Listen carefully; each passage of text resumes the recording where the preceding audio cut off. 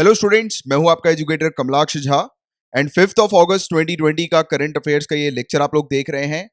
Guys, इस lecture में हम लोग वेरियस सोर्सेज से न्यूज को कवर करते हैं, जैसे कि the Hindu, Indian Express, Times of India, Live Mint जैसे जो न्यूज़पेपर्स होते हैं उनकी न्यूज को कवर किया जाता है। पीआईबी की रिपोर्ट्स को डिस्कस करते हैं। राज्यसभा टेलीविजन में जो भी इंपॉर्टेंट न्यूज डिस्कशन डिबेट्स आती हैं उनको कवर करते हैं, प्लस वेरियस मैगजीन जैसे कि ईपीडब्ल्यू, डाउन टू अर्थ के भी आर्टिकल्स को डिस्कस करते हैं। इन शॉर्ट गाइज, अगर आपने इस लेक्चर को पूरा एंड तक देखा तो आपको किसी भी सोर्स से करंट अफेयर्स को प्रिपेयर करने की आवश्यकता नहीं होने वाली है। एंड आप में से जो भी स्टूडेंट सिविल सर्विसेज की तैयारी कर रहे हैं उनके लिए मैंडेटरी है इस पूरे लेक्चर को एंड तक देखना। एंड इंग्लिश हिंदी दोनों में यहाँ पर न्यूज को कवर किया जाता है। एंड जिस प्रकार से सिविल सर्विसेज में हम लोग को जीएस पेपर 1, 2, 3, 4 देखने को मिलता है, तो यहाँ पर हम लोग उसी के अकॉर्डिंग न्यूज को भी कवर करते हैं। तो देखिए, आज पेपर 1 से रिलेटेड कौन से हम लोग टॉपिक्स को डिस्कस करने वाले हैं, फिर पेपर 2 के टॉपिक्स यहाँ पर लिखे हुए हैं, देन हम लोग पेपर 3 के टॉपिक्स को डिस्कस करेंगे ये वाले। राइट, अब लेक्चर को स्टार्ट करने से पहले मैं आप लोग को बता दूं कि अगर आप फेसबुक पर हैं तो आप मुझे फेसबुक पर फॉलो कर सकते हैं। कमलाक्ष झा की ये मेरी लिंक यहाँ पर अवेलेबल है। और ये जो चैनल है गाइज, ये आप ही लोगों का चैनल है, इसको जल्दी से सब्सक्राइब कर लीजिए अगर आपने सब्सक्राइब नहीं किया है तो। मैंने आप लोगों का चैनल इसलिए कहा है क्योंकि आप लोगों के द्वारा दी गई हर एक जो भी रिकमेंडेशंस होती हैं, सजेशंस होती हैं, वो मेरे लिए टॉप प्रायोरिटी होती हैं और उसी के अकॉर्डिंग ये चैनल चलता है। And current affairs by Kamalaksh Jha channel का नाम है, और बेल आइकन पे जरूर हिट कर दीजिएगा अगर आपने हिट नहीं किया है तो। और ये टेलीग्राम का चैनल है एक अपना, अगर आप टेलीग्राम पर हैं तो इस चैनल को जरूर ज्वाइन कर लीजिएगा। यहाँ पर वीडियो से रिलेटेड हर एक नोटिफिकेशन अपडेट्स मिलती हैं और भी काफी सारी चीजें यहाँ पर मैं कंडक्ट करता रहता हूँ और आने वाले समय में और कंडक्ट करूंगा। तो चलिए अब समय ना वेस्ट करते हुए लेक्चर को शुरू कर लेते हैं। सो गाइस, स्टार्ट कर रहे हैं हम लोग पेपर 1 की पहली न्यूज से। तो देखिए, यंग साइंटिस्ट अवार्ड के बारे में यहाँ पर बात हो रही है। 3-4 चीजें याद रखनी है। ये अवार्ड जो है वो किसके द्वारा दिया जाता है? सबसे पहली चीज तो council of scientific and industrial research, CSIR के द्वारा ये अवार्ड दिया जाता है। किन लोगों को दिया जाता है? तो CSIR के जो इंस्टीट्यूशन है अलग अलग हमारी कंट्री में, तो वहां पर जो साइंटिस्ट काम कर रहे होते हैं उनको दिया जाता है। किस पर्पस के लिए दिया जाता है? तो biological science, chemical science, earth, atmosphere, ocean and planetary science, engineering science and physical science, इस पर्टिकुलर फील्ड में अगर ये साइंटिस्ट जो काम कर रहे हैं CSIR के अलग अलग इंस्टीट्यूशंस में, अगर ये अचीवमेंट हासिल करते हैं तो उसको देखते हुए उनको ये प्राइज से सम्मानित किया जाता है। इस प्राइज के अंदर सिटिएशन होता है, 50,000 रुपए होते हैं कैश अवार्ड के तौर पर, और एक प्लेग, एक पट्टिका भी दिया जाता है। राइट, तो ये चीज है जिसके बारे में एक जनरल बस आपको जानकारी होनी चाहिए। अभी रिसेंटली CSIR ने ये प्राइज अनाउंस किया था, तो इसलिए ये टॉपिक न्यूज में देखने को मिला था। अब अगेन एक और अवार्ड के बारे में हम लोग चर्चा कर रहे हैं। स्कॉच गोल्ड अवार्ड की यहां पर बात हो रही है। मिनिस्ट्री ऑफ ट्राइबल अफेयर्स को ये अवार्ड मिला है, तो इसलिए ये टॉपिक न्यूज में देखने को मिला था। मिनिस्ट्री ऑफ ट्राइबल अफेयर्स की एक स्कीम है, empowerment of tribals through IT enabled scholarship scheme. ये जो प्रोजेक्ट है इसको लेकर स्कॉच अवार्ड जो है वो मिनिस्ट्री ऑफ ट्राइबल अफेयर्स को मिला है। तो जान लेते हैं ये स्कॉच अवार्ड जो है वो क्या है। तो 2003 में लाया गया था ये स्कॉच अवार्ड। कहा जाता है कि ये कंट्री का हाईएस्ट सिविलियन ऑनर है और ये दिया जाता है एक इंडिपेंडेंट ऑर्गेनाइजेशन के द्वारा। ये रिकॉग्नाइज करता है इंडिविजुअल्स को, लोगों को, प्रोजेक्ट्स को और इंस्टीट्यूशंस को। अगर इंडिया को एक बेटर नेशन बनाने के लिए अगर कोई भी प्रोजेक्ट इंडिया को बेटर नेशन बनाने के लिए हो, या कोई भी इंडिविजुअल इंडिया को बेटर नेशन बनाने के लिए कार्य कर रहे हो, और कोई भी इंस्टीट्यूशन ऐसा कार्य कर रहा हो जिससे कि इंडिया एक बेटर नेशन जो है वो बन सके, तो उनको रिकॉग्नाइज करते हुए स्कॉच गोल्ड अवार्ड उनको दिया जाता है। ये जिन एरियाज पर, जिन फील्ड्स पर ये अवार्ड मिलता है वो है digital, financial and social inclusion, governance, inclusive growth, excellence in technology and applications, change management, corporate leadership, corporate governance, citizen service delivery, capacity building, empowerment, और दूसरे जो सॉफ्टवेयर इश्यूज वगैरह हम लोग को इस प्रकार के देखने को मिलते हैं, तो उनको रिकॉग्नाइज करते हुए ये अवार्ड जो है वो दिया जाता है। सिंपल सी बात आपको बस याद रखनी है, स्कॉच गोल्ड अवार्ड आता है तो आपके दिमाग में ये चीज रहनी चाहिए कि ये अवार्ड उन लोगों को दिया जाता है जो लोग इंडिया को एक बेटर नेशन बनाने पर काम करते हैं। ठीक है, तो ये चीज है जो बस इन जनरल आपको एग्जाम क्लियर करने के लिए सिर्फ इतना ध्यान में रखना जरूरी है बस। ठीक है, और ये दोनों ही इंस्टीट्यूशन और ऑर्गेनाइजेशन और इवन इंडिविजुअल को भी दिया जाता है, यानी कि एक पर्टिकुलर सिंगल इंडिविजुअल को भी अवार्ड से सम्मानित किया जाता है। तेलंगाना को यहाँ पर 2 गोल्ड अवार्ड्स मिले हैं और एक सिल्वर स्कॉच अवार्ड दिया गया है, और 66th स्कॉच समिट ये हम लोग को भी देखने को मिली थी, तो इसलिए ये टॉपिक जो था वो न्यूज में था। और भी काफी सारे लोगों को ये अवार्ड से सम्मानित किया गया, बट आपको सिर्फ स्कॉच अवार्ड क्या होता है उसके बारे में, यानी कि किस पर्पस के लिए और किन को दिया जाता है, तो बस ये चीज आपको पता होनी चाहिए सिर्फ, क्योंकि यही चीज एग्जामिनेशन में आती है। अब गाइस, यहाँ पर बात हो रही है गैलापागोस आइलैंड के बारे में। तो गैलापागोस आइलैंड कहाँ पर लोकेटेड है, तो इसकी लोकेशन आपको पता होनी चाहिए। साउथ अमेरिका, ये आप देखो, साउथ अमेरिका के वेस्ट में आप देखोगे तो आपको गैलापागोस आइलैंड जो है वो दिखाई देंगे। इक्वेटर पर ही ये आइलैंड हम लोग को देखने को मिलते हैं। इक्वेटर, ये जो लाइन दिखाई दे रही है आपको, राइट। और यहीं पर ही एक कंट्री है जिसका नाम है इक्वेडोर, इसका भी मैप देख लो आप। ये जो गैलापागोस आइलैंड है ये रिपब्लिक ऑफ इक्वेडोर का ही पार्ट है और ये यहीं पर ही लोकेटेड है। और यानी कि पूरा जो एडमिनिस्ट्रेटिव जो पावर्स हैं इस आइलैंड की, वो किसके कंट्रोल में है? इक्वेडोर के कंट्रोल में। तो ये चीज आप याद रखना। जैसे कि हमारा लक्षद्वीप आइलैंड है और अंडमान एंड निकोबार आइलैंड है, वो किसका? इंडिया का है ना। वैसे ही इक्वेडोर का आइलैंड जो है वो गैलापागोस है। तो वो चीज एक आपको क्लियर होनी चाहिए, ठीक है। गैलापागोस ग्रुप ऑफ आइलैंड हम लोग को देखने को मिलते हैं और ये आइलैंड का जो नाम पड़ा है वो एक कछुए के नाम पर पड़ा था। कछुए के नाम पर इसलिए क्योंकि ये कछुआ जो था उसको गैलापागोस कहा जाता था और काफी बड़े बड़े कछुए हम लोग को यहाँ पर देखने को मिलते हैं। तो उन्हीं के नाम पर जो है वो इस आइलैंड का नाम जो है वो पड़ा हुआ है, ठीक है। इसके अलावा ये जो हम लोग को यूनेस्को देखने को मिलती है, तो यूनेस्को की जो पहली वर्ल्ड हेरिटेज साइट है वो 1978 में यही आइलैंड की हम लोग को देखने को मिली थी। यानी कि जो आइलैंड है ये पहली वर्ल्ड हेरिटेज साइट बन गया था यूनेस्को का। और यहाँ पर वेराइटीज ऑफ स्पीसीज जो है वो आपको देखने को मिल जाएगी। जब आप आईएएस बन जाओगे तब छुट्टियां बिताने आप यहाँ पर जाना और देखना, काफी सारी स्पीसीज आपको दिखाई देंगी, राइट। अब न्यूज की बात करें तो न्यूज में ये टॉपिक क्यों हम लोग को देखने को मिला था, तो वो चाइना का मुद्दा। चाइना ने क्या किया गाइस? चाइना के फिशिंग वेसल्स यानी कि ट्रॉलर्स वगैरह, मछली पकड़ने वाली जो बोट्स होती हैं, तो वो यहाँ पर आकर घूम रही हैं। और इसको लेकर इक्वेडोर जो है वो बिल्कुल भी खुश नहीं है। इक्वेडोर जो है वो ऑफिशियली उसने एक्सप्रेस किया है कि वो बिल्कुल भी कंफर्टेबल नहीं है चाइना के इस फिशिंग वेसल की हरकतों से, राइट। अब देखना आगे चल के फिर अब यूएसए भी इस चीज को लेकर जो है वो कुछ ना कुछ बोलेगा और फिर हम लोग को विवाद वगैरह वाली चीजें देखने को मिलेंगी। तो सिंपल बस आपको एक स्टोरी पता होनी चाहिए कि चाइना के वेसल्स यहाँ पर घूम रहे थे, उसको लेकर जो है वो इक्वेडोर ने डिस्कंफर्ट जो है वो ऑफिशियली एक्सप्रेस किया है। सिंपल सी बात, राइट। और आप जानते ही होगा इस चाइना की एक्टिविटी, मैंने आपको पहले भी बताया हुआ, ये वाला जो एरिया है इसमें भी उसने हरकतें करता ही रहता है वो समय समय पर। जो साउथ चाइना सी हम लोग को देखने को मिलती है, तो वहां पर अपने जहाज जो है वो लेकर जाता है, घुमा देता है।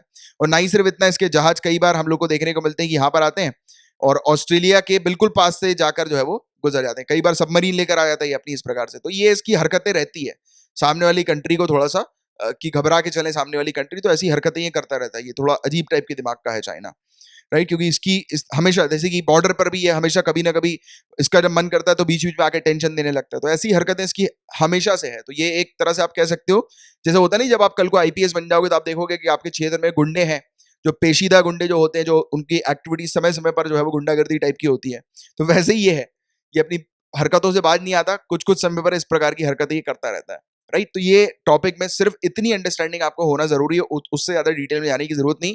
मेन जो इस टॉपिक से रिलेटेड आपसे क्वेश्चंस पूछे जाएंगे वो इस आइलैंड से रिलेटेड पूछे जाएंगे कि जो आइलैंड है वो कहाँ पर लोकेटेड है, इसकी लोकेशन से रिलेटेड, और एक इन जनरल आपको आइडिया होना चाहिए बस इसके बारे में, ठीक है। क्लियर है यहाँ तक बात है? एंड मुझसे स्टूडेंट्स पूछते हैं कि सर किस टॉपिक को कितना पढ़ना है, आप थोड़ा बता दो कि मतलब करंट अफेयर्स में ये टॉपिक को हम लोग कितना डिटेल में पढ़ें। तो आपको कुछ नहीं करना है, सिर्फ लेक्चर आप फॉलो अप करो। जिस टॉपिक को जितने लिमिट तक पढ़ना है वो लिमिट मैं आपको बताऊंगा, क्योंकि करंट अफेयर्स एक डीप ओशियन है, उसमें आप जितना गहरे तक उतरते जाओगे उतना गहरा वो होता जाएगा। कुछ नहीं है, बहुत डीप है वो, और आपके पास टाइम कम है, और आपको एग्जामिनेशन क्रैक करने से मतलब होना चाहिए, उस पर आपको कोई पीएचडी नहीं करनी है, राइट। तो इसीलिए, क्योंकि अब कुछ लोग आप घंटों तक इस टॉपिक को लेकर बैठ जाएंगे कि ये चाइना ने ऐसा क्यों किया, क्योंकि आपको वेरियस आर्टिकल्स मिल जाएंगे, ओपिनियंस लोगों के मिल जाएंगे, आप पढ़ते रहो, पूरा दिन वेस्ट करो, कोई सेंस नहीं। इससे रिलेटेड सिर्फ एक ही चीज आएगी, वो गैलापागोस आइलैंड की लोकेशन से रिलेटेड, उससे ज्यादा और कुछ सिविल सर्विसेज में नहीं आएगा, राइट। और एक जनरल इन्फॉर्मेशन आपको होनी चाहिए, इसके बारे में आइडिया होना चाहिए कि हाँ इस प्रकार की एक्टिविटी जो है वो चाइना ने यहाँ पर करी है, जैसे कि मेंस में आप ऐसे आंसर्स जो है वो मेंशन कर सकें, इसका एग्जांपल लेते हुए करंट अफेयर से, बस उससे ज्यादा नहीं। 2 लाइन का ये मेंस का आंसर, और प्रीलिम्स फैक्ट्स के पॉइंट ऑफ व्यू से जो 2-3 चीजें हम लोगों ने गैलापागोस आइलैंड से रिलेटेड डिस्कस करी, बस वो that is sufficient, more than sufficient. Next Agatti island, Agatti island की बात हो रही है, ये अपने लिए थोड़ा इंपॉर्टेंट है। मैंने जैसे आपको गैलापागोस आइलैंड पर देखो, आप यहाँ पर आपको आइलैंड्स के नाम लिखे हुए हैं, मैंने आपको ये आइलैंड के नाम पढ़ने के लिए नहीं कहा, क्यों? क्योंकि अभी के लिए वो इंपॉर्टेंट नहीं है। अगर इन सब किसी आइलैंड में कोई ना कोई इशू हुआ होता तब हम लोग थोड़ा आसपास के आइलैंड्स को पढ़ते हैं, बट लक्षद्वीप वाले जो आइलैंड्स होते हैं, चाहे या फिर अंडमान एंड निकोबार वाले जो आइलैंड्स होते हैं, वो हमारी कंट्री के हैं, उससे रिलेटेड डेफिनेटली आपको पढ़ के जाना है, क्योंकि उसमें सिविल सर्विसेज के क्वेश्चंस पहले पूछे जा चुके हैं, दोबारा से पूछे जा सकते हैं, और अब तो न्यूज में भी आ गया अगाती आइलैंड। तो मैं आपसे कहूंगा कि जो लक्षद्वीप ग्रुप ऑफ आइलैंड्स हैं, तो वो जितने भी आइलैंड्स हैं उसके बारे में एक नजर रख के चलो। और अगाती आइलैंड जो आपको ये दिखाई दे रहा है, इसके आसपास के जो जितने आइलैंड्स हैं, जैसे कि कारावाती हो गया, कदमत हो गया, और इससे रिलेटेड अक्सर पहले भी क्वेश्चंस देखे गए, दोबारा से पूछे जा सकते हैं। तो इन आइलैंड्स के बारे में आपको एक जानकारी होनी चाहिए। अगाती आइलैंड जो है, कभी कभी ऐसे क्वेश्चन आते हैं, अगाती आइलैंड किस पर्टिकुलर आइलैंड का हिस्सा है, तो लक्षद्वीप आइलैंड का हिस्सा है, ना कि अंडमान एंड निकोबार, क्योंकि ऑप्शन ऐसे ही आएंगे आपके सामने, है ना। तो आपको या फिर ऐसे ऑप्शन आते हैं कि ईस्ट टू वेस्ट में अरेंज करो, नॉर्थ टू साउथ में अरेंज करो। तो एक बार इसको अच्छे से आप देख लेना, क्योंकि ये ज्योग्राफी पॉइंट ऑफ व्यू से काफी इंपॉर्टेंट है, क्योंकि ऐसे क्वेश्चन अक्सर आते हैं और अभी न्यूज में आया है तो आने की संभावना थोड़ी ज्यादा है। अभी ये 7.6 किलोमीटर लंबा ये आइलैंड हम लोग को देखने को मिलता है, कोरल एटॉल, जिसको अगाती एटॉल के नाम से जाना जाता है, और लक्षद्वीप आइलैंड का ये पार्ट है, राइट, अगाती। और ये टॉपिक न्यूज में क्यों आया था, तो न्यूज में आने की वजह ये थी कि एनजीटी, नेशनल ग्रीन ट्रिब्यूनल ने स्टे लगा दिया है। एक्चुअली में हुआ क्या था, यहाँ पर कोकोनट्स के ट्री गिराए जा रहे थे, क्योंकि वहां पर एक रोड बनानी थी, तो उसको लेकर कोकोनट के ट्री जो है वो गिराए ना जाए, तो इसको लेकर एनजीटी ने जो है वो यहाँ पर स्टे लगाया हुआ, तो इसको लेकर मामला जो है वो चला है, जिसके बारे में एक जानकारी होनी चाहिए। ये चीज इंपॉर्टेंट नहीं है, राइट, मेन ये चीज है, यहां से क्वेश्चन उठेंगे, ठीक है। अब नेक्स्ट की बात करें, सिंपल सी चीज याद रखना, मैंडरीन। मैंडरीन जो है गाइस, ये एक लैंग्वेज है, या फिर आप चाइनीज लैंग्वेज जिसको कहते हैं, मैंडरीन, ठीक है। तो ये चाइनीज लैंग्वेज है, तो बस ये चीज आपको पता होनी चाहिए। अब इसमें डिटेल में घुसने का कोई मतलब ही नहीं, क्योंकि उसके बारे में और कुछ नहीं पूछा जाएगा। और एक ये न्यूज में क्यों आया था, क्योंकि नेशनल एजुकेशन पॉलिसी जो अभी हम लोगों ने कुछ दिनों पहले पढ़ा है, आपको याद आ रहा होगा, तो उसमें जो फॉरेन लैंग्वेजेस जो इंडिया के अंदर पढ़ाई जाएंगी स्कूल्स में, उसके एग्जाम्पल से ये चाइनीज लैंग्वेज मैंडरीन जो है उसका नाम हटा दिया गया है। और वो हटाया क्यों है, तो आप समझदार हैं, आप जानते हैं इंडिया और चाइना के बीच में अभी रिलेशंस खराब हो रहे हैं। इसको लेकर इंडिया किसी भी तरीके से नहीं चाह रही है कि चाइना से किसी भी प्रकार के कोई भी कांटेक्ट रखे, not even in books also, books में भी चाइना के बारे में ऐसी चीजें करवाना नहीं चाह रही है, राइट। तो इसीलिए हटा दिया गया है, राइट, एग्जाम्पल से हटाया गया है। ये वाली चीज आपको थोड़ी सी पता होनी चाहिए। लिस्ट ऑफ एग्जाम्पल जो होते हैं ना फॉरेन लैंग्वेजेस के, तो उससे जो है वो उसको हटा दिया गया है मैंडरीन। और डायरेक्ट यही क्वेश्चन बनेगा कि मैंडरीन अभी न्यूज में थी, क्या है ये, तो चाइनीज लैंग्वेज है ये, या फिर एक लैंग्वेज है ये, ठीक है। तो इसके बारे में एक जानकारी होनी चाहिए आपकी। सीनो तिब्बतियन फैमिली से ये लैंग्वेज जो है वो बिलोंग करती है, तो ये वाली चीज भी याद रखिएगा। कभी कभी इससे रिलेटेड पूछ लें कि किस फैमिली से है ये, क्योंकि ऐसे क्वेश्चंस भी आते हैं। तो सीनो तिब्बतियन, इसलिए मैंने आपको इसमें अलग से ये वाली चीज लगाकर बताया, ठीक है। तो पेपर 1 से रिलेटेड गाइस इतने ही टॉपिक्स थे। Now we will move on to paper 2। यहां पर चर्चा हो रही है United Nations economic commission for Europe के बारे में। तो नाम से ही आपको एक चीज तो समझ में आ गई कि यूनाइटेड नेशन का एक ऑर्गेनाइजेशन है, ठीक है। दूसरी चीज क्या समझ में आई कि यूरोप का ये एक ऑर्गेनाइजेशन है या कमीशन है, और किस पर्पस का कमीशन है, इकोनॉमिक पर्पस का। तो यूरोप के अंदर इकोनॉमी को प्रमोट करने के लिए, इकोनॉमिक इंटीग्रेशन को प्रमोट करने के लिए ये काम करती है, UNECE, United Nations economic commission for Europe. 1947 में सेटअप की गई थी United Nation economic and social council के द्वारा। 5 रीजनल कमीशन हैं यूनाइटेड नेशंस के, उनमें से एक ये हम लोग को देखने को मिलती है। इसके 56 मेंबर्स हैं, यूरोप के, नॉर्थ अमेरिका के और एशिया के हम लोग को देखने को मिलते हैं। न्यूज में ये इसलिए चर्चा में हम लोग को देखने को मिली थी क्योंकि अभी जो अब काम जो चल रहा है वो ऑटोमेशन व्हीकल के ऊपर हम लोग को देखने को मिल रहा है। जो ये काम जो चल रहे हैं आज की डेट में, जैसे कि बिना जो है वो ह्यूमन के गाड़ियां वगैरह चले, तो उसको लेकर जो है वो ये चर्चा में आई थी। तो ये रूल्स एंड रेगुलेशंस कुछ यूरोप के अंदर जो है वो इम्पोज किए जा रहे हैं इससे रिलेटेड, तो इसीलिए ये टॉपिक जो था वो न्यूज में इसका हम लोग को देखने को मिला था, United Nation economic commission for Europe का। तो आपको वो वाले टॉपिक ऑटोमेशन व्हीकल्स के बारे में अभी उतना नहीं पढ़ना है अभी के लिए, क्या पता आने वाले समय में थोड़े और आर्टिकल्स हम लोग को इससे रिलेटेड देखने को मिले तो मैं आपको बताऊंगा। बट अभी के लिए सिर्फ आप United Nation economic commission for Europe, ये बॉडी क्या है इसके बारे में सिंपल बस याद रखना कि यूरोप के अंदर इकोनॉमिक इंटीग्रेशन को प्रमोट करने के लिए ये बॉडी हम लोग को देखने को मिलती है, ठीक है, सिंपल सी बात। नेक्स्ट, अब इस न्यूज की चर्चा करेंगे इस, तो यूनाइटेड किंगडम ब्रिटेन जो है वो महात्मा गांधी जी के सम्मान पे एक कॉमेमोरेटिव कॉइन जो है, यानी कि उनको श्रद्धांजलि देते हुए उनके सम्मान में जो है वो एक सिक्का जो है वो जारी करेंगी। तो इस पर जो है वो अभी वहां पर विचार चल रहा है। अब सिक्का जारी करने की क्यों बात की जा रही है, तो अभी क्या हो रहा है यूके के अंदर जो ब्रिटेन ने जो पास्ट में जो भी चीजें करी हैं, जो भी डिस्क्रिमिनेशन किया है, उसको ये दोबारा से री एग्जामिन कर रहे हैं, दोबारा से याद कर रहे हैं कि यार पास्ट में उन्होंने उनसे क्या क्या गलती हुई है। उस गलती को इसीलिए याद किया जा रहा है क्योंकि अभी मई मंथ में हमने पढ़ा भी था, एक अमेरिका के एक ब्लैक मैन था जिसका नाम था जॉर्ज फ्लॉयड, इसकी हत्या कर दी गई थी अमेरिकन पुलिस के द्वारा। आपको पता होगा अमेरिकन पुलिस ने इनके जो गला है, गला उस पर पैर रखा था और उनको दबाया हुआ था जब तक उसकी मौत ना हो जाए। और ये सब चीजें ऑन रिकॉर्ड वीडियो वगैरह पर सामने आई थी, और वीडियो में ये भी देख रहा था कि जिस बेरहमी से गला दबाया जा रहा था उस पुलिस ऑफिसर के द्वारा, इवन वो जो ब्लैक मैन थे जॉर्ज फ्लॉयड, वो बार बार बोल रहे थे कि मेरा गला चोक हो रहा है, प्लीज जो है वो यहाँ पर प्रेशर हटाओ, प्लीज मैं मर सकता हूँ शायद, बोल रहे थे, वो गुहार लगा रहे थे, इवन पानी की भी गुहार लगाई थी उनने। और बट वो बेरहम पुलिस वाले ने जो है वो उसकी एक ना सुनी जॉर्ज की और उसको मार दिया। अब इसको लेकर एक लहर उठ गई रेशियल डिस्क्रिमिनेशन की, कि अमेरिका के अंदर व्हाइट और ब्लैक में हम लोग को डिस्क्रिमिनेशन देखने को मिल रहा है, यानी कि व्हाइट जो है वो एक्सप्लॉइट कर रहे हैं ब्लैक्स को, और ये चीज बिल्कुल सामने आई। वैसा ही कुछ ब्रिटिशर्स जो है गाइस वो आज की डेट में रिकॉल कर रहे हैं अपने पास्ट को, क्योंकि आपको पता होगा इसकी इंडिया के अंदर जब कॉलोनियल रूल था तो उस समय भी यही सेम चीज हुआ करती थी। आपने लगान पिक्चर देखी, आपको याद आ रहा होगा। उससे बेटर चीज, आपने मॉडर्न इंडियन हिस्ट्री पढ़ी, आप जानते हैं कि एक बार गांधी जी ट्रेन में जा रहे थे और उनको जो है वो ट्रेन से उतरना पड़ा था, निकाल दिया गया था उनको ट्रेन से, क्योंकि उस ट्रेन के अंदर रेशियल डिस्क्रिमिनेशन हुआ था। उनकी स्किन ब्लैक थी, इसलिए उनको उस डब्बे पर जो है वो बैठने की अनुमति नहीं दी गई और उनको उतार दिया गया। और ये हुआ था साउथ अफ्रीका में, आपको पता होगा इसके बारे में। तो जब ऐसी चीजें जब कंडक्ट हुई थी महात्मा गांधी जी की लाइफ में, और महात्मा गांधी जी ने जो रेशियल डिस्क्रिमिनेशन के अगेंस्ट जो लड़ाई लड़ी थी, उसको याद करते हुए, उनको श्रद्धांजलि देते हुए, और ब्रिटिशर्स अपनी भूल पर सॉरी फील करते हुए ये सिक्का जो है वो जारी कर रहे हैं। ठीक है, तो ये चीज है, इससे रिलेटेड आपको एक चीज जो है वो पता होनी चाहिए, राइट। और क्योंकि देखो ये जो ब्लैक मैन की जो डेथ हुई है जॉर्ज फ्लॉइड की, तो उससे रिलेटेड मेंस में रेशियल डिस्क्रिमिनेशन वाले क्वेश्चंस डेफिनेटली इस बार आपको शायद देखने को मिलेंगे, राइट। रेशियल डिस्क्रिमिनेशन इधर उधर से घुमा फिरा के या तो पेपर 4 में पूछ लेंगे, या तो कहीं ना कहीं एक क्वेश्चन ऐसा आएगा, क्योंकि ये जो इंटरनेशनल न्यूज जो है वो बनी हुई है और लगातार काफी महीनों से देख रहे हैं हम लोग। तो रेशियल डिस्क्रिमिनेशन पर एक अच्छा खासा आप अपना मतलब एक बना के चलिएगा, अपना रिकॉर्ड जो है वो लेकर चलिएगा अच्छे से, क्योंकि उससे रिलेटेड क्वेश्चंस आने की काफी ज्यादा संभावना है। ठीक है, और एक और चीज याद रखना, बेम, कभी कभी ये भी आ सकता है प्रीलिम्स में कि बेम अभी रिसेंटली न्यूज में था, किससे रिलेटेड है? तो बेम कम्युनिटीज हैं, ये black Asian other minority ethnic community, बेम कम्युनिटी कहते हैं, यानी कि वो लोग जो ब्लैक होते हैं, एशियन है, और या फिर अदर जो दूसरी माइनॉरिटी एथनिक कम्युनिटीज है, तो वो बेम कम्युनिटीज कहलाती हैं। ठीक है, तो ये चीज आपको पता होनी चाहिए। और हमारे ऑनरेबल फादर ऑफ नेशन जो है महात्मा गांधी जी, इनका बर्थडे 2 अक्टूबर को ऑब्जर्व किया जाता है, और इस दिन international day of non violence भी ऑब्जर्व किया जाता है।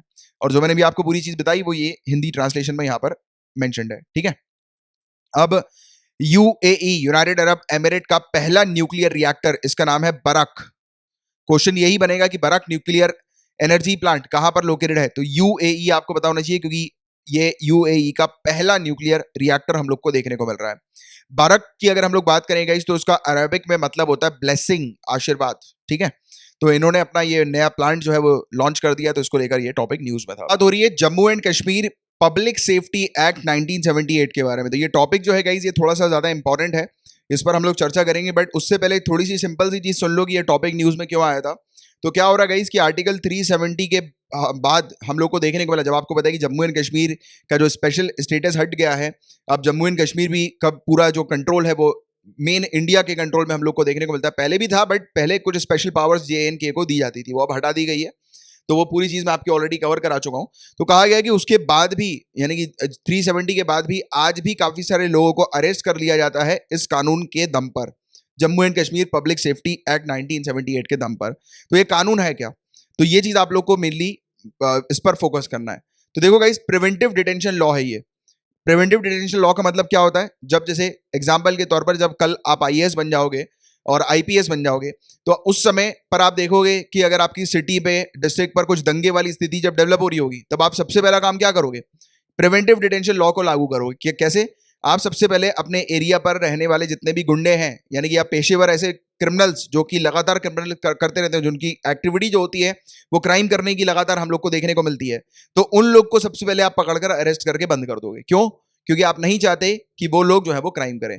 तो क्राइम होने से पहले लोगों को अरेस्ट करना, या फिर क्राइम रोकने के पर्पस के लिए जिन लोगों को अरेस्ट किया जाता है, वो प्रिवेंटिव डिटेंशन लॉ कहलाता है, राइट। यानी कि ये कानून जो होता है वो प्रिवेंटिव डिटेंशन लॉ का हम लोग को देखने को मिलता है। क्लियर है यहां तक बातें?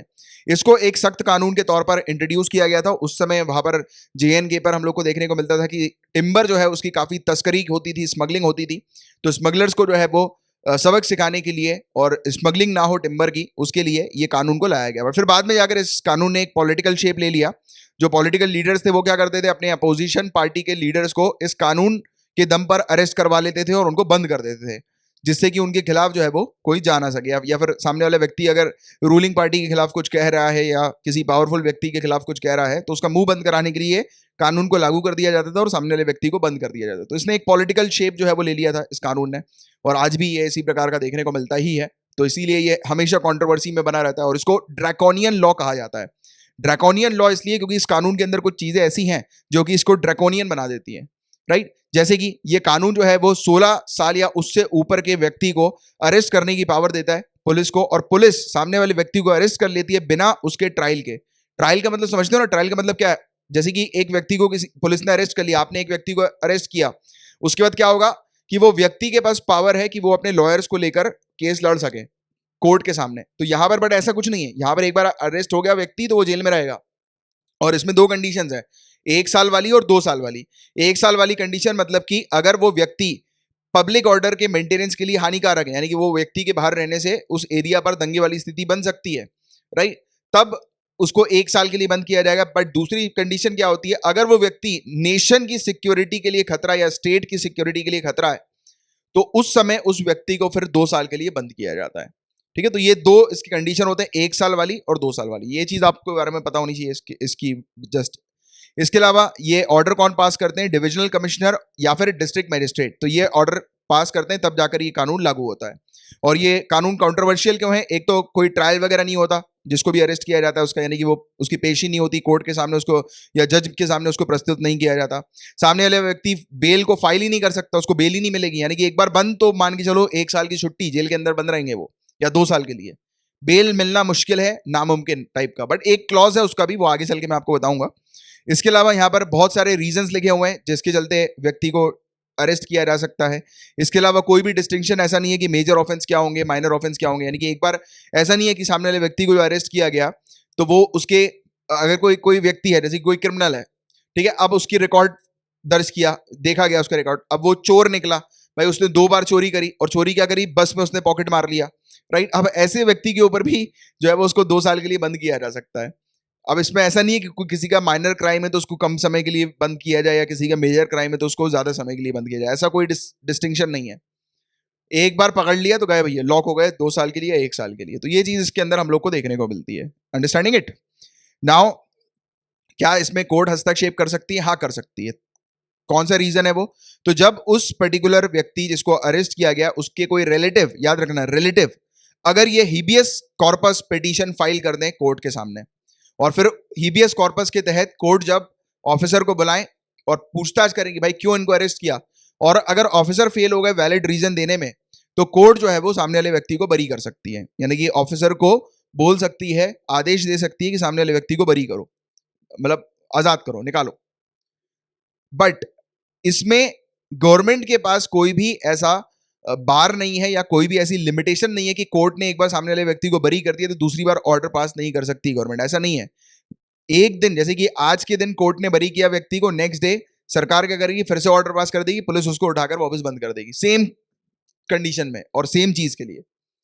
तो ये चीज यहां पर आ जाती है कि गवर्नमेंट के पास कोई बार नहीं है या लिमिटेशन नहीं है। अगर कोर्ट सामने वाले व्यक्ति को आदेश दे देती है बरी करने का, सामने वाला व्यक्ति बरी हुआ, कुछ घंटों के बाद फिर उसको अरेस्ट किया जा सकता है, राइट। उसको दूसरे, क्योंकि इसमें बहुत सारे रीजन है ना किसी एक में फंसाकर वो सेम व्यक्ति को जो है वो इसी कानून के तहत वापस ले लिया जा सकता है, बुक कर लिया जा सकता है। ये चीज है इसमें। तो ये बहुत ही, इसीलिए ये इन सब कारण इसके जो हम लोग को देखने को मिलते हैं उसको लेकर बार बार गुहार उठाई जाती है कि यार इस कानून को बदलो, ये कानून काफी खतरनाक है, चेंज करो, इसके अंदर अमेंडमेंट लेकर आओ।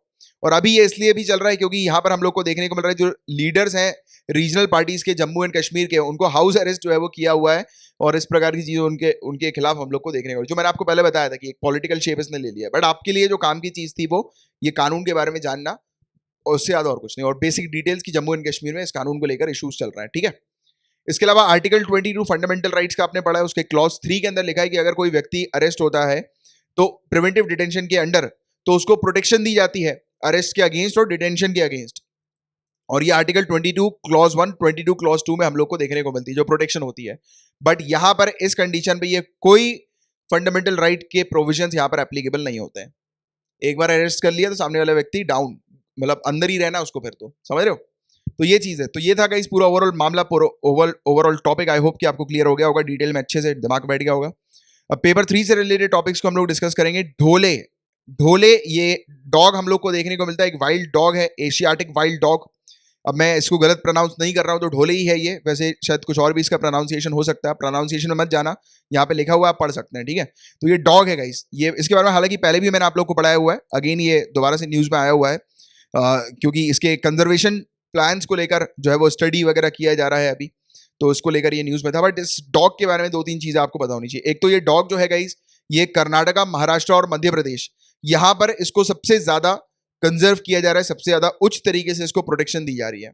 और ये सेंट्रल साउथ ईस्ट एशिया और साउथ ईस्ट एशिया में देखने को मिलता है। इंडिया में सबसे ज़्यादा नंबर्स इस डॉग के हम लोग को देखने को मिलते हैं।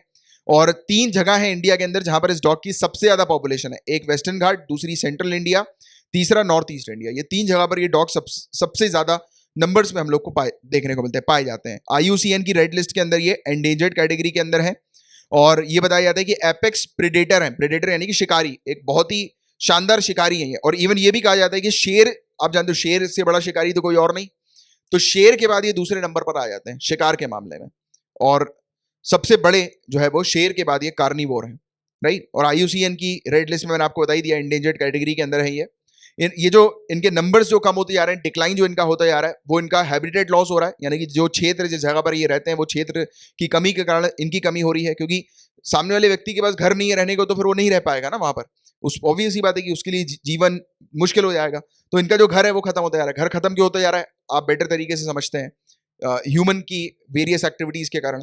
इसके अलावा क्लाइमेट चेंज भी जो है वो एक बड़ा रीजन है, राइट। इसके अलावा इनके जो शिकार जो है वो कम होते जा रहे हैं, क्योंकि ये शिकार है, ये शिकार है, मतलब ये शिकारी है, शिकार करता है, सॉरी, ये शिकारी है, वो शिकार करता है, तो इनके शिकार जो है वो कम होते जा रहे हैं।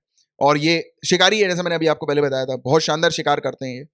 इसके अलावा डिजीज वगैरह भी जो हो रही है, जो लोकल जो डोमेस्टिक डॉग्स हम लोग को देखने को मिलते हैं, तो उनसे डिजीज जो है वो इस डॉग पर ट्रांसफर होती जा रही है। तो इसको लेकर ये चीज जो है इनके डिक्लाइन की हम लोग को देखने को मिल रही है। 2014 में इंडियन गवर्नमेंट ने कुछ सैंक्शंस लेकर आई थी, और जो पहला ढोले कंजर्वेशन ब्रीडिंग सेंटर हम लोग को देखने को मिला था विशाखापट्टनम के अंदर, इंदिरा गांधी जूलॉजिकल पार्क में। अब point to be remember, Visakhapatnam के अंदर है इंदिरा गांधी जूलॉजिकल पार्क, ये याद रखना। कभी कभी डायरेक्ट मैच द फॉलोइंग इस प्रकार की चीजें आ जाती हैं। इंडिया के अंदर वाइल्ड लाइफ प्रोटेक्शन एक्ट 1972 के शेड्यूल 2 में भी इनको प्रोटेक्शन जो है वो दी गई है, राइट। तो ये था पूरा ढोले से रिलेटेड ओवरऑल टॉपिक। चैनल ने एक नई सर्विसेज महाराष्ट्र के अंदर शुरू कर दी है, जिसका नाम है Bharat air fibre services. Bharat air fibre services याद रखिएगा, ये BSNL ने इंट्रोड्यूस करी है। ये डिजिटल इंडिया जो इनिशिएटिव है उसी का ही एक पार्ट बताया जा रहा है। मेन मकसद ये है कि 20 किलोमीटर के रेंज तक, यानी कि एक टावर लगा है, उसके 20 किलोमीटर के रेंज पर वायरलेस इंटरनेट कनेक्टिविटी ये सर्विसेज प्रोवाइड कराएगी। और ना ही सिर्फ इंटरनेट कनेक्टिविटी, बल्कि फ्री वॉइस कॉलिंग सर्विसेज भी प्रोवाइड कराएगी।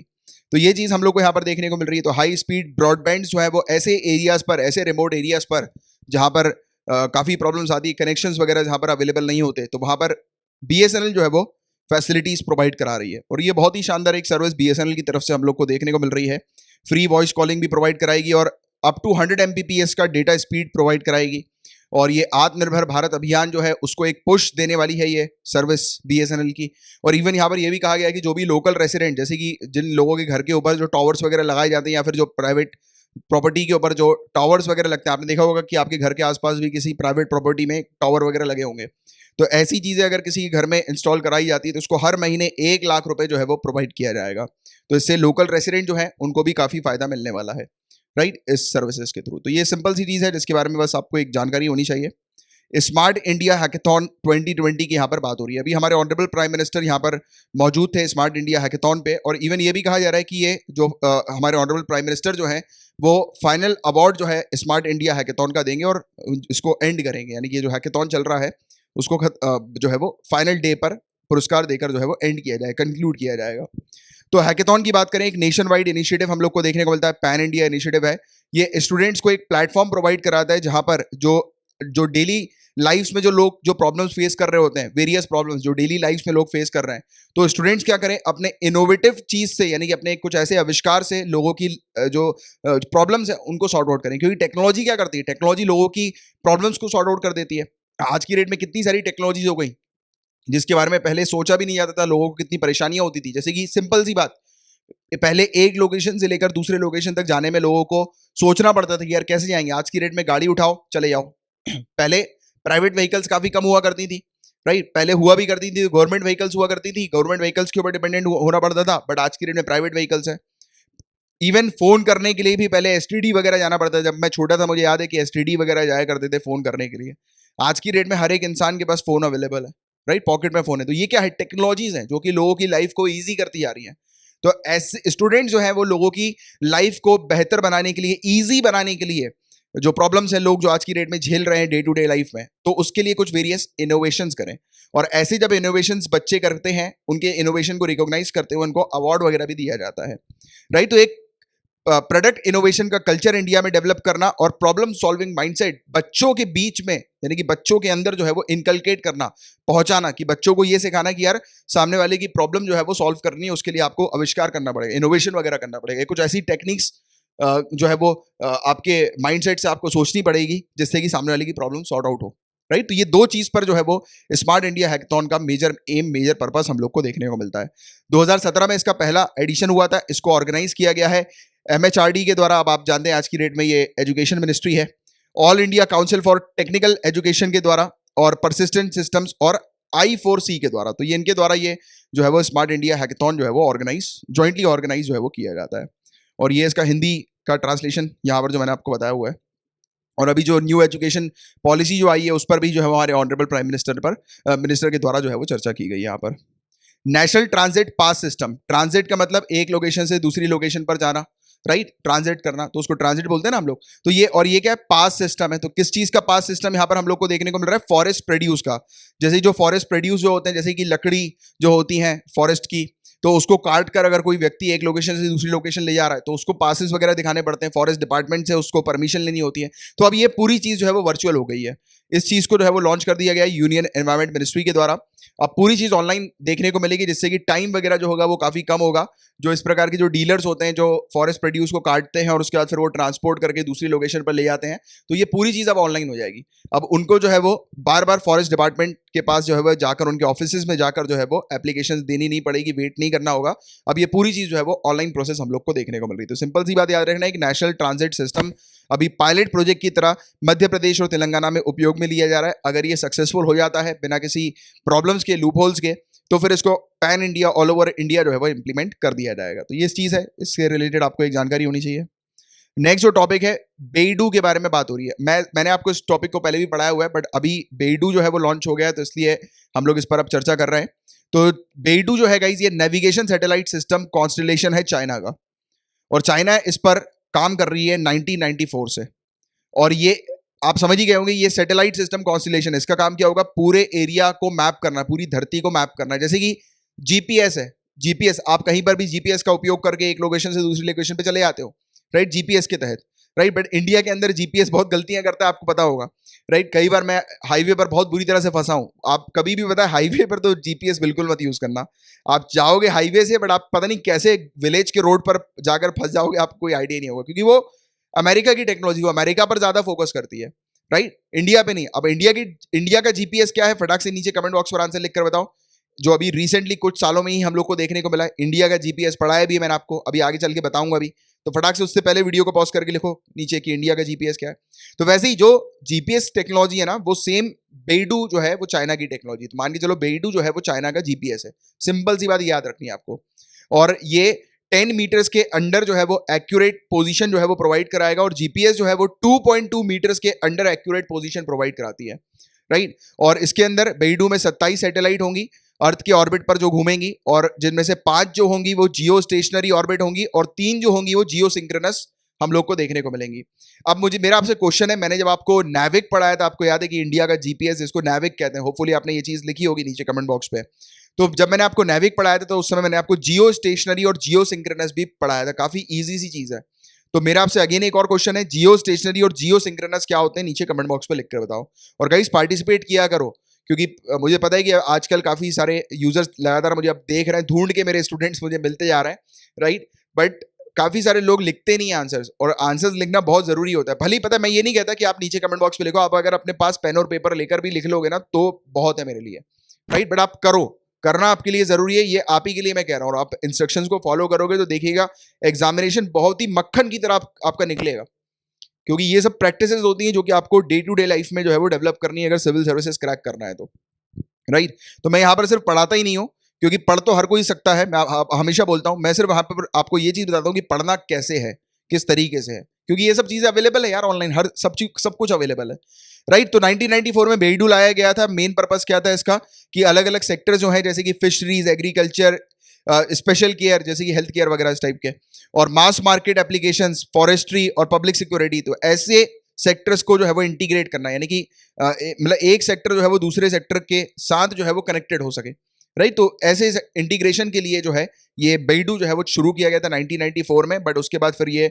जो है वो ग्लोबल लेवल पर इसको पूरी चीज जो है वो करनी थी, यानी कि एक नेविगेशन सैटेलाइट जो है वो इसको अपनी बनानी थी, तो इसको लेकर इसने अपने काम जो है वो आगे बढ़ा दिया है। और इवन ये सिर्फ एक जीपीएस की तरह नहीं है, सिर्फ ये लोकेशंस नहीं बताएगा, इसमें आप जैसे पेजर में जो मैसेज लिखते थे ना, एक एक वर्ड या दो दो वर्ड वाले मैसेजेस जो पेजर पर लिखे जाते थे, तो वैसी मैसेजिंग फैसिलिटी भी ये प्रोवाइड कराएगा, शॉर्ट मैसेज कम्युनिकेशन फैसिलिटी भी इसमें देखने को मिलेगी। चाइना का माल है, चाइना के माल में कुछ ना कुछ एक्स्ट्रा अलग से होता ही है, राइट। तो ये चीज़ है। अब इसकी बात करें गाइस कि अलग अलग जो जैसे जीपीएस अमेरिका का है, वैसे ही सेम जो फैसिलिटीज, नेविगेशन फैसिलिटी जो है वो रशिया की अगर हम लोग बात करें उसको ग्लोनास बोला जाता है, GLONASS। इसके अलावा यूरोप के अंदर यूरोपियन यूनियन की जो है वो गैलियो है, इंडिया की नेविक है। तो ऐसे मैच द फॉलोइंग वाले क्वेश्चन आ सकते हैं कि रशिया एक तरफ लिखा रहेगा कंट्रीज के नाम और दूसरी तरफ नेविगेशन सैटेलाइट्स के नाम, नेविगेशन टेक्नोलॉजीज के नाम लिखे होंगे और उसको आपको मैच करने को कहा जाएगा। तो ये चीज़ अच्छे से याद रखना है क्योंकि अभी अभी इसने चाइना ने इस चीज़ को लॉन्च कर दिया, तो उससे रिलेटेड क्वेश्चन बन सकते हैं, ठीक है। और जो मैंने आपको पढ़ाया वो उसका ये हिंदी में ट्रांसलेशन जो है वो आपके सामने है, ये इंग्लिश का ये वाला जीपीएस वाली स्लाइड, ये हिंदी की, ये वाली भी हिंदी की, ठीक है। तो अपना लास्ट टॉपिक, और रुकिएगा कहीं जाइएगा नहीं, कुछ जनरल स्टडीज के टॉपिक्स मैं आपको एज अ होमवर्क दूंगा, बट उससे पहले मैं आप लोग को बताना चाहूंगा कि अगर आपको इस लेक्चर की पीडीएफ चाहिए तो इस लेक्चर की PDF minimum 100 rupees per month में आपको मैं प्रोवाइड कराता हूं। इसकी पीडीएफ होने से फायदा ये होता है गाइस कि आपको डेली बेसिस पर करंट अफेयर्स के हैंड रिटन नोट्स नहीं बनाने हैं, उस टाइम को आप इंडल्ज कर सकते हो अपनी आंसर राइटिंग प्रैक्टिस के लिए और या फिर दूसरे जनरल स्टडीज के टॉपिक्स पढ़ने के लिए। तो इससे आपका टाइम बचेगा क्योंकि कॉस्ट भी जो मैंने रखी है वो काफी कम रखी है, मिनिमम 100 रुपीज पूरे महीने आपको इस लेक्चर की डेली पीडीएफ मिलेगी। वीकली कंपाइलेशन दूंगा मैं आप लोगों को इस लेक्चर का, एक सिंगल पीडीएफ वीकली वाला भी। तीसरी चीज, जो संडे को जो टेस्ट आता है करंट अफेयर्स का उसकी पीडीएफ भी मैं आपको दूंगा। और चौथा, मंथ के एंड में आपको एक सिंगल मंथली पीडीएफ प्रोवाइड कराऊंगा। तो ये पूरी चीज आपको सिर्फ 100 रुपए पर मंथ में मिल रही है। और आप चाहें तो गाइज नीचे कमेंट बॉक्स पर पूरी डिटेल लिखी हुई है कि कैसे आपको इसको परचेज करना है, आप ले सकते हैं। और मिनिमम 100 रुपीज जो स्टूडेंट्स मेरे विलेजेस से हैं जो अफोर्ड नहीं कर सकते वो मिनिमम 100 रुपीज में इसको परचेज कर सकते हैं। बट अगर आप अफोर्ड कर सकते हैं, आपकी अफोर्डेबिलिटी ठीक ठाक है, तो आप मेरी मेहनत को देखकर अपने हिसाब से जो भी कंट्रीब्यूशन देना चाहें वो आप दे सकते हैं वॉलंटरी बेसिस पर, राइट। और आपका सपोर्ट जो होगा गाइज ये मुझे काफी हेल्प भी प्रोवाइड कराएगा। और ये चैनल जो है वो आप ही का चैनल है, आप ही के कंट्रीब्यूशन से ये चैनल जो है वो लगातार चलता रहेगा। इसी प्रकार से मैं मेहनत करता रहूंगा। एंड इसकी टेलीग्राम की जो एक एप्लीकेशन है अपनी, सॉरी ये टेलीग्राम की एप्लीकेशन में एक चैनल है अपना झा_सर करके, इसको भी आप जाकर ज्वाइन कर लीजिएगा और फेसबुक पर मुझे फॉलो कर लीजिएगा। होमवर्क्स की बात कर लें तो होमवर्क्स नाविक पढ़ना ही पढ़ना है आपको। दूसरा, बाल गंगाधर तिलक जी का के बारे में डिटेल में आपको पढ़ना है। इसके बारे में मैंने आपको ऑलरेडी 27 जुलाई को पढ़ाया हुआ है। आप अगर इस लेक्चर के यानी कि अभी आप जो ये वीडियो देख रहे हैं मेरा, इसके अगर आप प्लेलिस्ट पे जाएंगे इसी यानी कि चैनल के current affairs by Kamalaksh Jha, इसके प्लेलिस्ट पे जाएंगे तो आपको बहुत सारे अलग अलग मंथ की जो है वो प्लेलिस्ट मिल जाएगी, जिसमें से आपको एक जुलाई मंथ की प्लेलिस्ट मिलेगी, उस पर 27 जुलाई पे आप चले जाइएगा, वो आपको लेक्चर मिल जाएगा। और जो चैनल है गाइज वो पहले मैं उस चैनल पे पढ़ाया करता था, अभी जो चैनल अपना है वो यही वाला है, current affairs by Kamalaksh Jha, right. तो उस चैनल पे मैं नहीं पढ़ाऊंगा क्योंकि जो पुराने मेरे वीडियोस हैं वो दूसरे चैनल पे डले हुए हैं। अब जो मैं पढ़ाऊंगा वो इसी चैनल पे पढ़ाऊंगा और ये चैनल जो है वो कंटिन्यू रहेगा क्योंकि ये अपना ही चैनल है। इसके अलावा नेशनल पॉलिसी और इलेक्ट्रॉनिक्स एक बार आप पढ़ लीजिएगा। इस टॉपिक को हम लोग जो है वो कल डिटेल में डिस्कस करेंगे, यानी कि इस टॉपिक से रिलेटेड एक मोबाइल फोन प्रोडक्शन पर जो है वो एक स्कीम हम लोग को देखने को मिलने वाली है, उस पर हम लोग चर्चा करने वाले हैं, ठीक है। तो चलिए अब हम लोग मिलेंगे कल, तब तक के लिए bye bye, take care, have a great day guys, Tata.